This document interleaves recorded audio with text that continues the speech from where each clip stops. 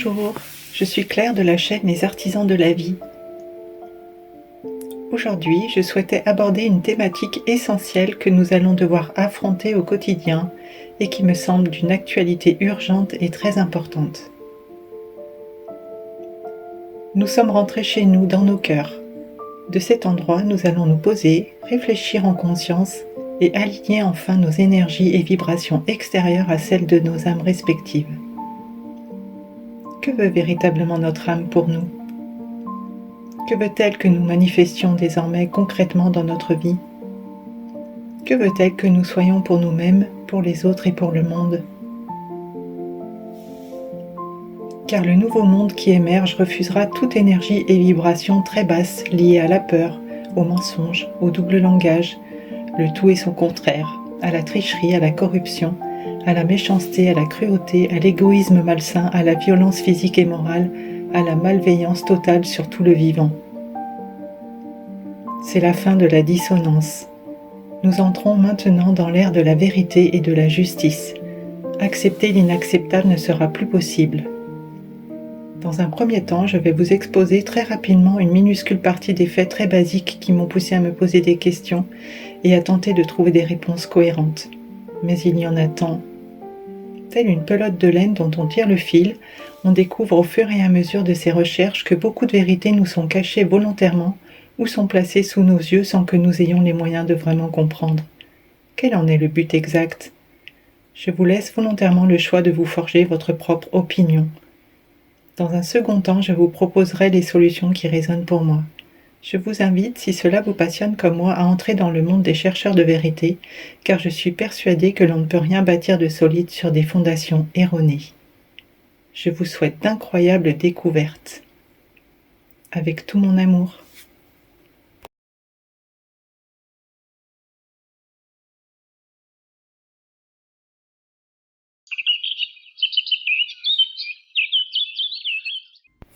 Voici le premier fait qui, il y a plusieurs décennies, m'a permis de porter un autre regard sur ce que je voyais autour de moi.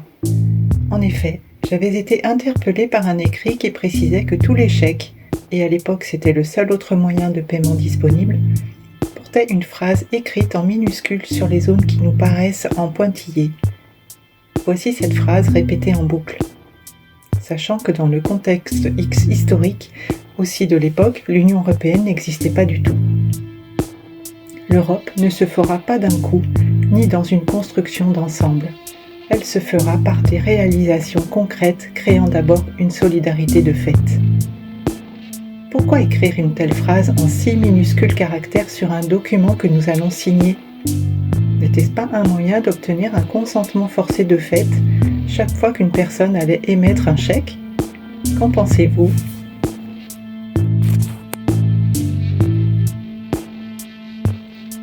Pourquoi écrire tous les composants des produits de consommation courante en langage savant, incompréhensible du commun des mortels ?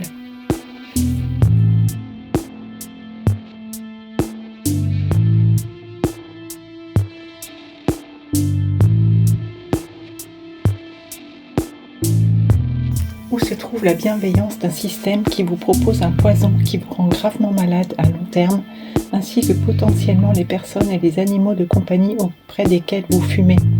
Ne serions-nous juste pas encore et encore des futurs malades auxquels Big Pharma pourra vendre ses médicaments à prix d'or ? Et ce qui me choque le plus, c'est que c'est clairement écrit. Tout est sous nos yeux et peu de personnes en prennent conscience.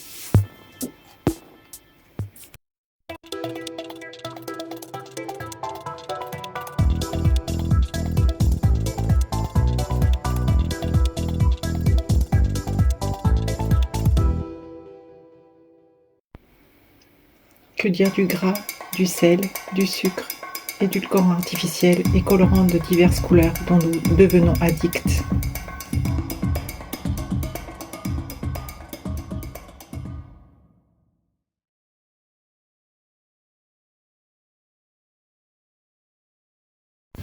Pourquoi insérer à notre insu, cachées encore sous d'autres appellations, des farines de verre dans notre alimentation quand on connaît les effets néfastes sur notre corps et par ricochet sur notre santé ?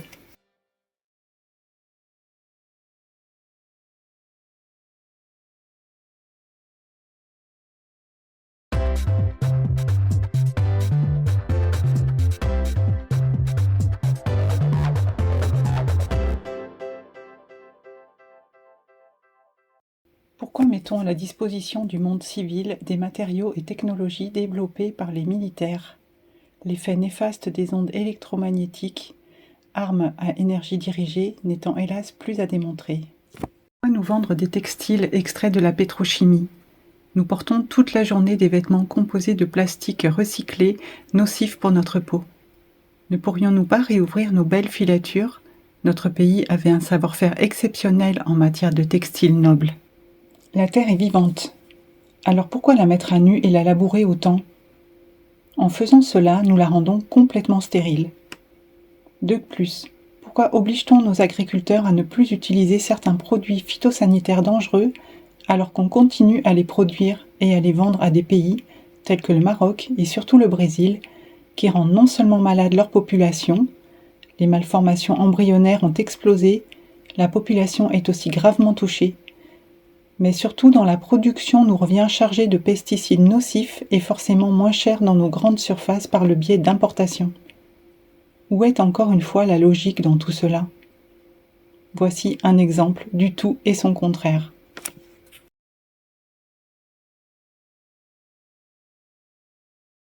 Pourquoi doit-on être représenté par une élite qui est complètement déconnectée du monde réel et qui vote des lois de plus en plus injustes sans même consulter les personnes directement impactées ? Pourquoi continue-t-elle à nous imposer toujours plus de taxes qui nous étouffent petit à petit ? Avez-vous aussi remarqué le maillage du territoire, votre lieu d'habitation lié à vos revenus déterminant de fait une catégorie sociale particulière et vous empêchant d'avoir une chance d'évoluer, plus particulièrement vos enfants par le biais de l'école ? Il n'y a plus réellement d'ascenseur social, car vous serez bloqué à un certain niveau.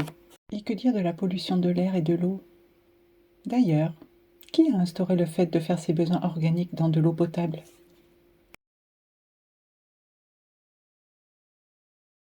Bravo si nous arrivons à passer au travers de toutes ces duperies jusqu'à un âge avancé sans trop de pathologies importantes.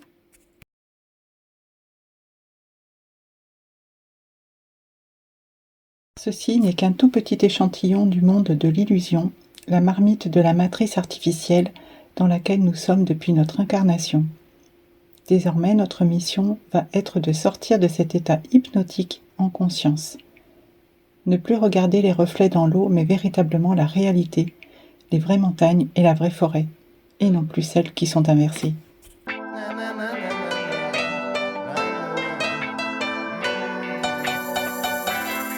Car je suis sûr qu'on nous prend pour des cons, mais j'en suis certain, quelque chose ne tourne pas rond. Car je suis sûr qu'on nous prend pour des cons, mais j'en suis certain. Il est temps que la musique joue et que la basse résonne. Nous sommes dans la zone rouge, le système nous assomme. Maquillage, des bavures policières, falsification de l'histoire. Mais je suis sûr qu'on nous prend pour des cons, mais j'en suis certain, quelque chose ne tourne pas rond. Car je suis sûr qu'on nous prend pour des cons, mais j'en suis certain. Laissons partir le vieux monde. Construisons dès maintenant le monde dont nous avons toujours rêvé. Car je refuse que la richesse de mon travail soit utilisée pour détruire le vivant ici et partout sur la planète. Je veux faire partie de celles et ceux qui veulent la vérité, toute la vérité, rien que la vérité. La justice, toute la justice, rien que la justice. Nous devons obligatoirement examiner tout ce qui, dans nos vies, sonne faux et porte la dissonance. Sans cela, nous allons être de pures cellules cancéreuses pour le monde. Choisissons en chaque instant le beau, le bon, l'harmonieux, le calme et le doux. Une nouvelle ère commence, une ère d'unité. Une montée énergétique et vibratoire sans précédent est en train d'avoir lieu. Nous allons vivre un appel intérieur d'amour inconditionnel, de respect du vivant sous toutes ses formes. C'est la fin de la contraction et le début de l'expansion.